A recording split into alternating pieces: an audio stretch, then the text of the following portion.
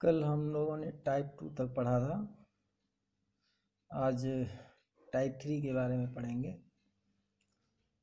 ये एक production rule, जो स्पेसिफिक प्रोडक्शन रूल है, यस इज प्रोड्यूसिंग नल, जो स्पेशल केस में केवल ग्रामर में इंक्लूड किया जाता है।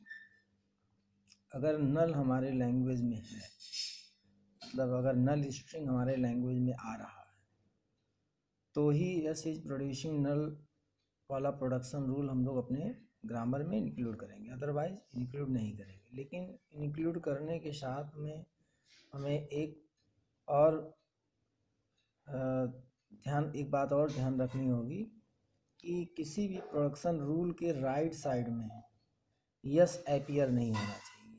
जैसे अगर यस इज प्रोड्यूसिंग नल आप इंक्लूड कर रहे हो, तो हमारे किसी भी प्रोडक्शन रूल में यस राइट साइड में नहीं आएगा। जैसे कि अगर लिखा गया है A is producing A, S small B capital A, तो ये हम लोग नहीं इंक्लूड कर सकते हैं। क्यों? क्योंकि यस जो है राइट साइड में आ रहा है।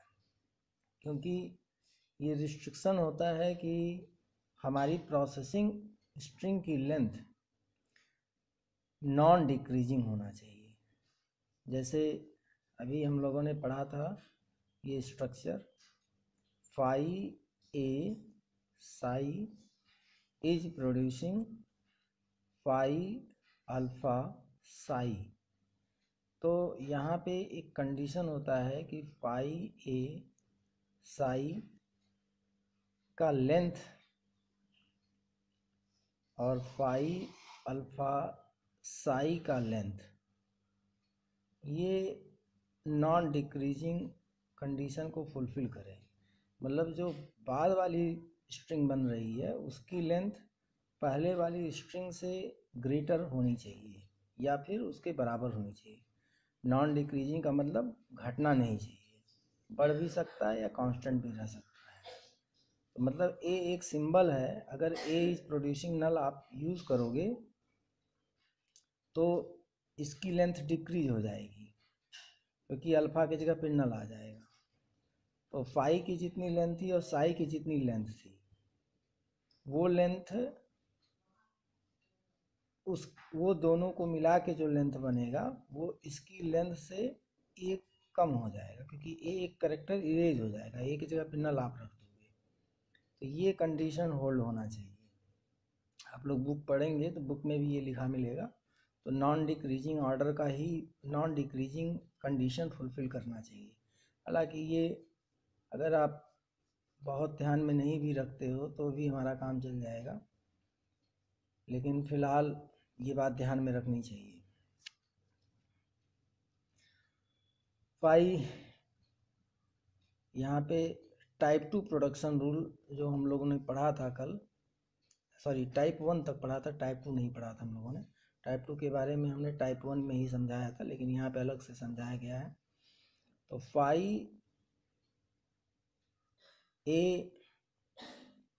फाई और नल, फाई एंड नल,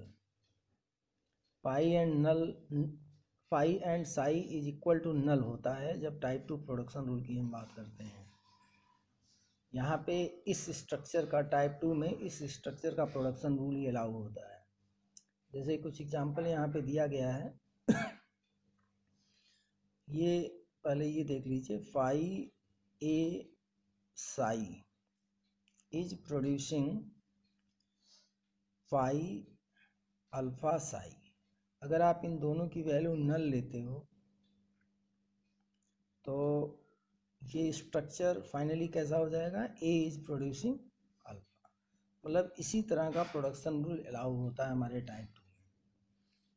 और ये देखिए, नाम जैसा नाम है वैसा काम है, क्योंकि ए के लेफ्ट में भी कुछ नहीं है और राइट में भी कुछ नहीं है, इसी नाते इसको कॉन्टेक्स्ट फ्री कहा जाता है। इस तरह के प्रोडक्शन रूल मिलके जो ग्रामर बनाते हैं वो कॉन्टेक्स्ट फ्री इसी नाते कहा जाता है कि इसमें कॉन्टेक्स्ट नहीं है। अब देखिए सब जो भी एग्जांपल है, इसमें कहीं पे भी राइट साइड में या लेफ्ट साइड में कुछ भी नहीं है। इस तरह के प्रोडक्शन रूल जो हम लेंगे तो ग्रामर जो बनेगा वो हमारा टाइप 2 ग्रामर होगा या कॉन्टेक्स्ट फ्री ग्रामर होगा। सब के सब ये जो है टाइप 2 टाइप के प्रोडक्शन रूल हैं। अभी इसी में अगर इस तरह का एक भी प्रोडक्शन रूल, ये जो पहला दूसरा यहाँ पे पढ़े थे आप, इसमें अगर इन दोनों में से कोई भी ये प्रोडक्शन रूल यहाँ पे ला दिया जाए, पूरा मिलके एक ग्रामर बना रहे हो, तो वो टाइप 2 नहीं कहा जाएगा, तब टाइप 1 हो जाएगा। क्यों? क्योंकि इसमें एक टाइप 1 टाइप का लिस्ट टाइप का समझाए थे, लिस्ट टाइप 1 इसके अंदर आ गया।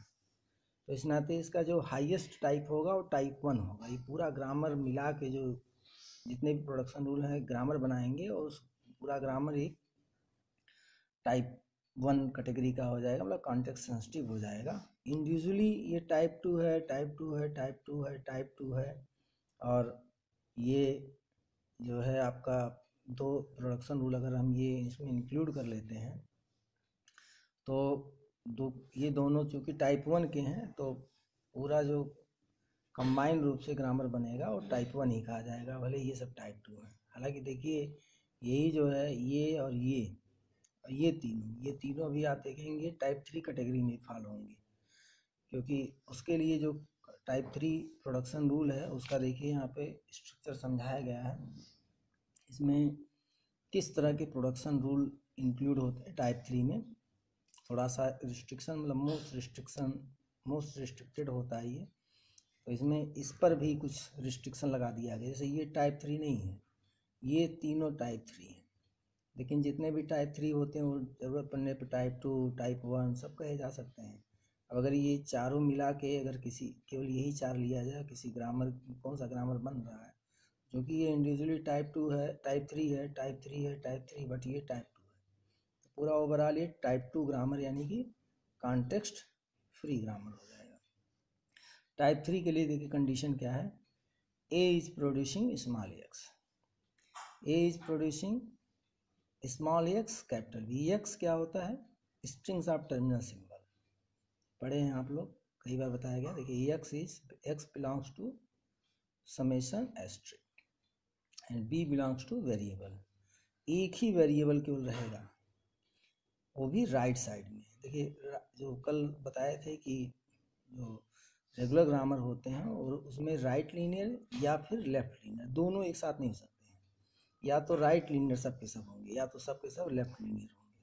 हम लोग हालांकि अधिकतर केसेस में देखेंगे राइट लीनियर ही यूज़ करते हैं और लेफ्ट लीनियर नहीं यूज़ करते हैं। बट अगर सारे production rule either right linear हैं या लेफ्ट लीनियर है तो ग्रामर आपका रेगुलर हो जाएगा। लेकिन मोस्टली केसेस में आप राइट लीनियर ही देखोगे, मिलेगा आपको एग्जाम्पल में, क्वेश्चन जितने भी मिलेंगे सब राइट लीनियर ही रहेंगे। अब यहाँ पे देखिए ये एक स्ट्रिंग है टर्मिनल की, या तो मतलब हमारा प्रोडक्शन रूल ऐसा हो कि सिर्फ टर्मिनल हो राइट साइड में, इसको हम जैसे बोलते हैं प्रोडक्शन रूल को राइट सेंटेंशियल फॉर्म इसका बोला जाता है। इस प्रोडक्शन रूल का इधर वाला हिस्सा राइट सेंटेंशियल फॉर्म बोला जाता है। तो और या फिर दूसरे तरह का हो सकता है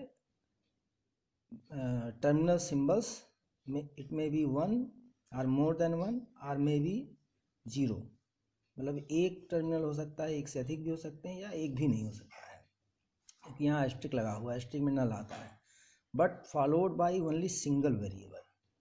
और उसी का ठीक उल्टा है यहाँ पे लेफ्ट लीनियर में, कि यही बी जो है जो वेरिएबल है वो लेफ्ट में है, सिंगल वेरिएबल ही रहेगा। बाकी single variable followed by single terminal, more than 1 terminal और नो टर्मिनल। अब यहाँ पे देखिए ए इज प्रोड्यूसिंग एक्स लिखा गया, मतलब सिर्फ टर्मिनल हो, एकदम उसी तरह से है, बस यही केवल बी रिप्लेस कर दिया गया, यहाँ पे राइट में, यहाँ पे लेफ्ट में। लीनियर इसीलिए कहा गया है क्योंकि ये राइट साइड से स्ट्रिंग की लेंथ बढ़ने की क्षमता रखता है, कैपेबिलिटी रखता है। इसमें लेफ्ट साइड से स्ट्रिंग की लेंथ इंक्रीज करने की कैपेबिलिटी है इसमें, इसी नाते राइट लीनियर और लेफ्ट लीनियर कहा जाता है। प्रोडक्शन रूल्स एग्जाम्पल देखिए, ये सिंगल टर्मिनल है, टू टर्मिनल है या टू टर्मिनल है, single terminal followed by single variable, two terminal followed by single variable. ठीक उसी का उल्टा मैंने यहाँ पे लिखा है, single variable followed by single terminal, single variable followed by two terminal और ओनली टर्मिनल और सिंगल टर्मिनल। अच्छा, ये वाला जो प्रोडक्शन रूल है यस इज प्रोड्यूसिंग नल, ये किसी भी ग्रामर में इंक्लूड किया जा सकता है, बशर्ते ये ध्यान रखना रहेगा वही सेम कंडीशन कि वो जो भी वेरिएबल नल प्रोड्यूस कर रहा है किसी भी प्रोडक्शन रूल के राइट सेंटेंशियल फॉर्म में नहीं अपीयर होना चाहिए। जैसे ये यस इज प्रोड्यूसिंग नल है, लेकिन A is producing A S B null है, तो यस हमारा राइट साइड में अपीयर हो जा रहा है एक प्रोडक्शन रूल के, इस नाते ये दोनों एक साथ नहीं आ सकते हैं। ये अगर आ गया तो ये नहीं आएगा, ये तभी इंक्लूड करना है जब हमारे लैंग्वेज के अंदर नल हो। बाकी इसके बाद नेक्स्ट वीडियो में हम डिस्कस करेंगे।